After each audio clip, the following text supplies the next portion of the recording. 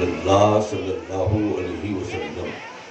حضرات، دل کی عطا گہرائیوں سے میں آپ سب کو مبارکباد دیتا ہوں کہ آپ اس وقت کہیں اور نہیں بلکہ عرس غوث الاعظم میں تشریف فرما ہیں۔ اللہ رب العزت ہماری اور آپ کی حاضری کو اپنی بارگاہ میں قبول فرمائے۔ حضرات،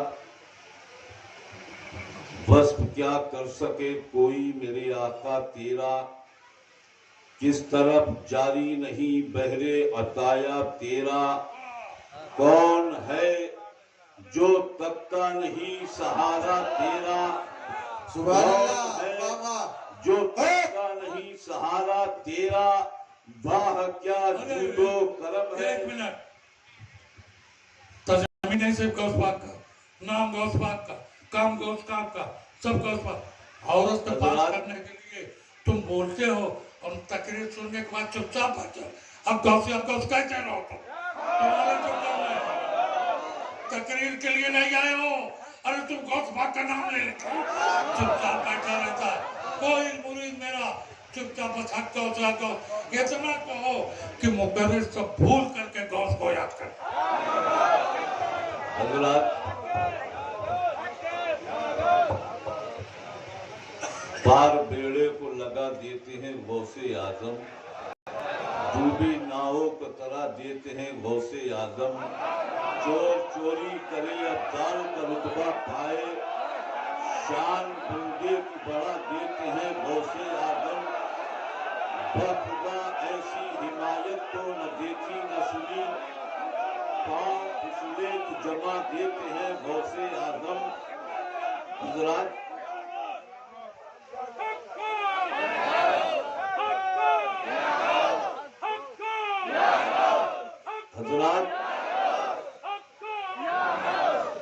میں دل کی عطا گہرائیوں سے آپ سب کو مبارکباد دیتا ہوں۔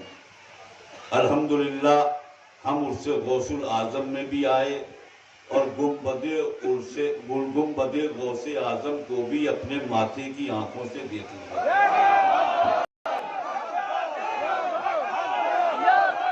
میں تحدیث نعمت کے طور پر ایک جملہ کو کہہ کے گزروں گا۔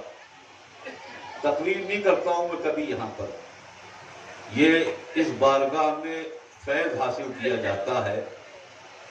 ایک بات تو کہوں گا کہ اللہ نے جہاں ہمیں عرس غوث اعظم دیا، گنبد غوث اعظم دیا، وہی بے پناہ رب کا فضل عظیم ہے کہ اللہ نے ہمیں ایسا پیر طریقت دیا۔ خدا کی قسم، ہمارے صاحب سجادہ حضرت ولی عہد آصف جیلانی صاحب تشریف فرما ہے۔ آج سے تقریباً 20 سال پہلے دلی کی جواہر لال یونیورسٹی میں، یونیورسٹیوں کا تصور کرو اور پیران نظام کا تصور کرو، مگر جب ہمارے مرشد کو دلی کے یونیورسٹی کے پروفیسر نے دیکھا تھا، صرف 10 منٹ گفتگو کی تھی تو کہنے پہ مجبور ہو گیا تھا کہ حضور، آج تک پیروں کے بارے میں میرا تصور یہ تھا کہ پیر ایسے ہی ہوتے ہیں، مگر میں سمجھ گیا کہ جب آپ کا یہ عالم ہے تو پھر غوث اعظم کا عالم ہے۔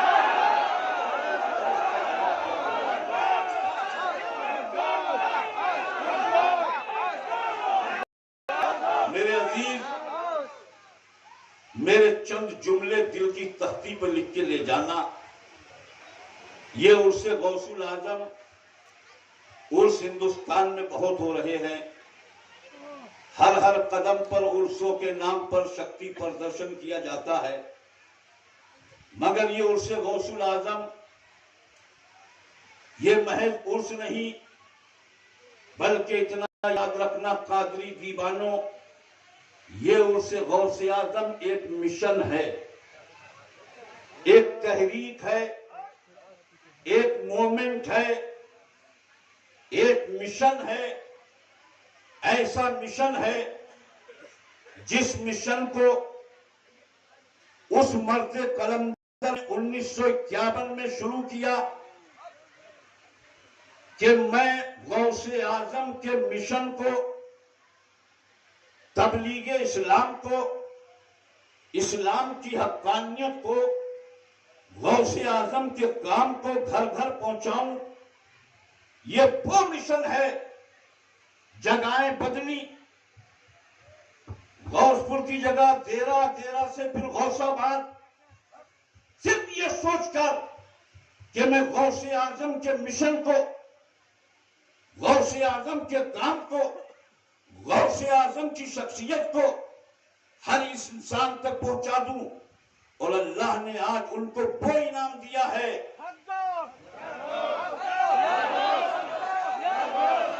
کہ جس قادری غوث اعظم کی محبت میں جیتے تھے، چلتے پھرتے تھے، غوث کی محبت میں ہر کام کرتے تھے، اللہ نے آج ان کے مزار پر بھی گنبد غوث بنوا دیا۔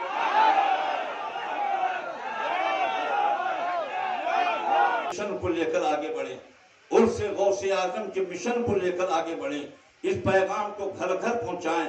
آپ کو تعجب ہوگا کہ اسی اتر پردیش کے اندر بڑی بڑی محفلیں، بڑے بڑے جلسے کینسل ہو گئے، کسی کو کوئی پرمیشن نہیں۔ مجھ سے کہا گیا کہ مصباحی صاحب جہاں جا رہے ہو وہ پروگرام نہیں ہو سکتا، تو میں نے کہا کیوں؟ کہا اس لیے کہ اتر پردیش میں کسی جلسے، کسی کانفرنس کو پرمیشن نہیں مل رہی ہے۔ میں نے کہا کہ وہ جلسے اور کانفرنس اور ہوں گے، اور جہاں میں جا رہا ہوں وہ تو ان سے غوث اعظم ہے۔ انشاءاللہ دنیا کا ہر پروگرام رک سکتا ہے مگر غوث اعظم کا عرس کبھی نہیں رک سکتا ہے۔ اس عرس کی بنیاد خلوص پر رکھی گئی ہے، اس عرس کو کوئی نہیں روک سکتا ہے۔ یہی وجہ ہے کہ آج ہندوستان کا یہ پہلا پروگرام، پہلا عرس ہے کہ گورنمنٹ اتر پردیش کی اس پر اتنا دھیان دیتی ہے کہ ایک ہفتے کے لیے اس علاقے کی لائٹ نہیں کاٹی جاتی۔ غوث اعظم کا اتنا اہتمام کیا جاتا ہے۔ اور کون ہے غوث اعظم؟ بس چند جملے میرے اور سن لیجیے، میں اپنی بات ختم کر رہا ہوں۔ میں نے کہا میں تقریر کرنے کے لیے نہیں آتا ہوں۔ کون ہے اس سے غوث اعظم مسلمانوں؟ ارے کس کا عرس کر رہے ہیں؟ سرکار سیدنا غوث اعظم رضی اللہ تعالیٰ عنہ۔ کون ہے غوث اعظم؟ وہ غوث اعظم جو 470 ہجری میں دنیا میں تشریف لائے تھے، 561 میں دنیا سے تشریف لے گئے تھے۔ مگر جانتے ہو کون سا زمانہ تھا؟ بادشاہوں کا زمانہ تھا۔ بادشاہوں کے بچے جب مدرسے میں پڑھنے کے لیے جاتے تھے تو ان کے ساتھ غلام چلا کرتے تھے، بادشاہوں کے بچوں کے ساتھ باقاعدہ خادم چلا کرتے تھے جو آگے آگے چلتے تھے اور کہتے جاتے تھے کہ ہٹو ہٹو فلاں امیر کا بیٹا آ رہا ہے، ہٹو ہٹو فلاں بادشاہ کا بیٹا آ رہا ہے۔ مگر غوث اعظم کے والد نہیں تھے، ماں نے تربیت کی تھی۔ مدرسے میں یہ عالم تھا کہ آپ چلتے تھے اور فرشتے آواز دیتے تھے، ہٹ جاؤ ہٹ جاؤ، راستہ دے دو، اللہ کا ولی آ رہا ہے، اللہ والا آ رہا ہے، اللہ والا آ رہا ہے۔ سلجوقی زمانے سے پہلے جب عباسی زمانے میں میرے عزیز، جب عباسی زمانہ زوال پذیر تھا، اس زمانے میں غوث اعظم دنیا میں تشریف لائے تھے۔ کیا عالم تھا، اسلام کا کیا حال تھا۔ بڑے بڑے فرقے، قدریہ، جبریہ جیسے فرقے، معتزلہ جیسے فرقے اس زمانے میں پیدا ہو چکے تھے۔ میرے غوث نے اس زمانے میں دین کو کیسے زندگی دی تھی۔ فلسفیوں کو آپ نے فلسفہ پڑھا بھی تھا اور انہی فلسفیوں کو کلمہ بھی پڑھایا تھا۔ وہ غوث اعظم دنیا سے تشریف لے گئے۔ اتنا عظیم مشن تھا، اسلام کی تبلیغ کا، خالص کراماتی بزرگ نہیں تھے وہ علاقہ چیچینیا وغیرہ، وہ علاقے جو روس سے کٹے ہیں، وہاں اسلام کس نے پہنچایا؟ دین کی دعوت کس نے پہنچائی؟ تاریخ بتاتی ہے کسی اور نے نہیں، غوث اعظم وہ ہلاکو چنگیز جو کیسا ظلم کرتے تھے، اسلام کو مٹانے کی قسم کھائی تھی جنہوں نے، مگر خدا کی قسم ان کی اولادوں نے کلمہ پڑھا. یہ کس کی دین؟ یہ بغداد کے غوث اعظم کی. ایک بزرگ کے خواب میں میرے غوث آئے اور آ کے فرمایا ہے بھلا بغداد جاؤ، بغداد کا حاکم تبودار کا ہے، اس سے کہو کہ وہ اسلام قبول کرے. دبلے پتلے بزرگ یہ نہیں سوچا تبودار کا ایک بادشاہ ہے، میں اس سے کیسے کہوں، مگر پیر کا حکم ہے، پیرانے پیر کا حکم ہے. چل دیتے ہیں بغداد کی طرف. دارالحکومت پر پہنچے. تبودار کا گھوڑے پہ سوار ہاتھوں میں ننگی تلوار لے کے کہیں سے آ رہا تھا.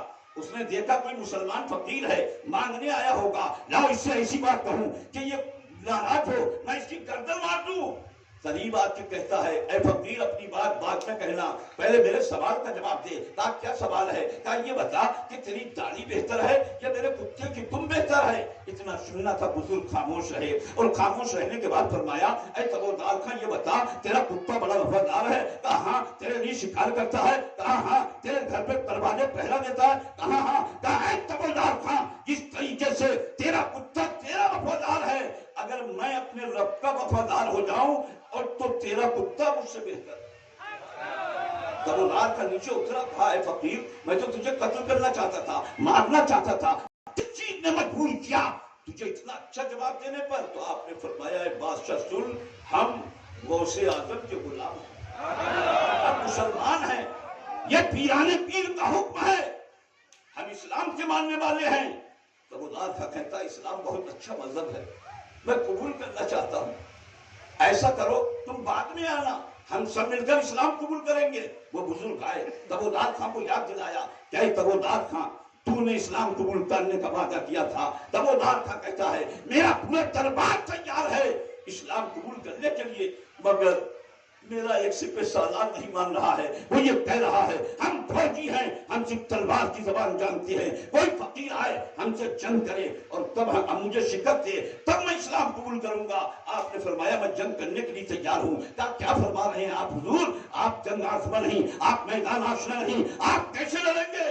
آپ نے فرمایا آپ کی قربت میرے ساتھ ہے، میں لڑنے کو تیار ہوں. خدا کی قسم دنیا نے دیکھا تھا دونوں میدان میں اترے تھے. اس تبودار خان کے سینے پر اس اللہ کے ولی کی تلوار رکھی تھی، وہ پڑھ رہا تھا لا الہ الا اللہ محمد الرسول اللہ. اس نے کلمہ پڑھا، اس کے پورے دربار نے کلمہ پڑھا. اس کے بعد انہیں نے کہا تھا کہ لوگوں آج تک ہم کعبے کے دشمن تھے اور آج سے ہم کعبے کے محافظ ہیں. علامہ اقبال نے کہا تھا ہے آیا فتنہ تار کے افسانے سے پاسوا مل گئے کعبے کو صنم کھانے سے.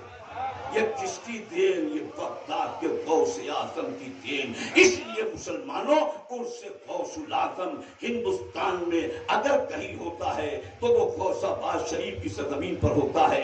یہ ایک مشن ہے. اب تو الحمدللہ آپ سب جا کر فخر سے کہیے کہ ہندوستان میں عرس دیکھنا ہے تو غوث آباد میں دیکھو اور گنبد غوث دیکھنا ہے تو غوث آباد میں چلو، غوث آباد میں چلو، عرس غوث اعظم میں چلو. جو لوگ بغداد نہیں جا سکتے وہ غوث آباد میں آ کر گنبد غوث دیکھ سکتے ہیں، غوث اعظم کا گنبد دیکھ سکتے ہیں، عرس غوث میں آ سکتے ہیں. اور میں نے یہ کہا تھا کہ میرے عزیز چند جملے میرے اور یہ یاد رکھنا کہ میں نے یہ کہا تھا کہ اس ہندوستان میں اتر پردیش میں ان حالات میں کوئی پروگرام نہیں ہو رہا ہے، مگر اس سے غوث اعظم کتنے شان و شوکت کے ساتھ ہو رہا ہے، جس کے لیے لائٹ مہیا کرائی جاتی ہے باضابطہ طور پر. اس مشن کو کوئی نہیں روک سکتا، اس لیے کہ اس مشن میں ایسا خلوص ہے، ایسا خلوص ہے.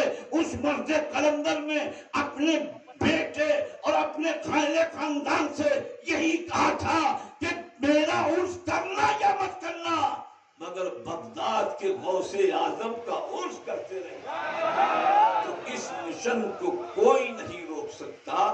عرس غوث الاعظم ہوتا رہے گا. حال بدتر سے بھی بدتر ہو تو بہتر کر دیں. خاک کے ذرے کو وہ چاہیں تو جوہر کر دیں. ان کو ہر شے پہ تصرف ملا ان کے رب سے، وہ اگر چاہیں تو قطرے کو سمندر کر دے. اسلام زندہ باد، عرس غوث العظم زندہ باد، گنبد غوث العظم زندہ باد، پائندہ باد. استغفر اللہ ربی وآخر دعوانا ان الحمدللہ رب العالمین. السلام علیکم.